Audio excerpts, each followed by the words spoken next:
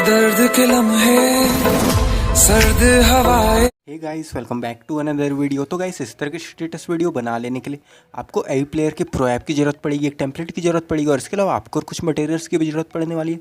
तो सभी का लिंक आपको नीचे डिस्क्रिप्शन में मिल जाने वाले। तो सबसे पहले तो आपको उन सभी को डाउनलोड कर लेना है। अब इसके बाद गाइस, आपको अपने फाइल मैनेजर को ओपन करके इस टेम्पलेट को सिलेक्ट कर लेना है।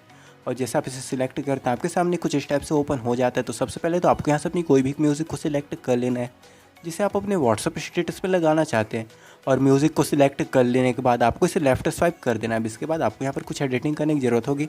तो आपको ऊपर एक पेंसिल का आइकन मिलता है, तो आपको यहाँ क्लिक कर देना। इसके बाद आपको नीचे एक इमेज का ऑप्शन मिलता है, तो आपको यहाँ चले जाना है। अब इसके बाद गाइस फिर से आपको एक इमेज का ऑप्शन मिलता है, तो आपको यहाँ क्लिक कर देना है। अब आपको कस्टम इमेज के ऑप्शन में क्लिक कर देना है।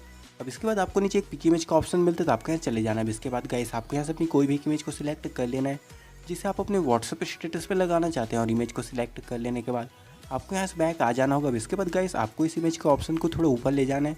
तो इसके लिए आपको साइड में एक डॉट मिलता है, तो आपको इस डॉट पर कुछ सेकंड तक क्लिक करके रखना है। और इसके बाद गाइस आपको इसे ऊपर की ओर स्क्रॉल करके ले जाना है। अब इसके बाद गाइस आपको नीचे एक इमेज का ऑप्शन मिलता है, तो आपको यहाँ क्लिक कर देना है। अब आपको इसके ब्लर वाले ऑप्शन में क्लिक कर देना है। अब गाइस आपको यहाँ पर से इसे डिसेबल कर देना है। तो इस तरह से गाइस आपकी वीडियो तैयार हो जाती है।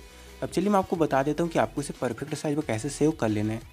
तो इसके लिए आपको ऊपर सेव का ऑप्शन मिलता है, तो आपको यहाँ चले जाना है। अब इसके बाद आपको यहाँ पर वीडियो विड्थ का एक ऑप्शन मिलता है और वीडियो हाइट का एक ऑप्शन मिलता है। तो गाइस आपको यहाँ पर 1080 डाल देना है। आपको दोनों में सेम 1080 डाल देना है। अब इसके बाद आपको इसे एक्सपोर्ट कर लेना है।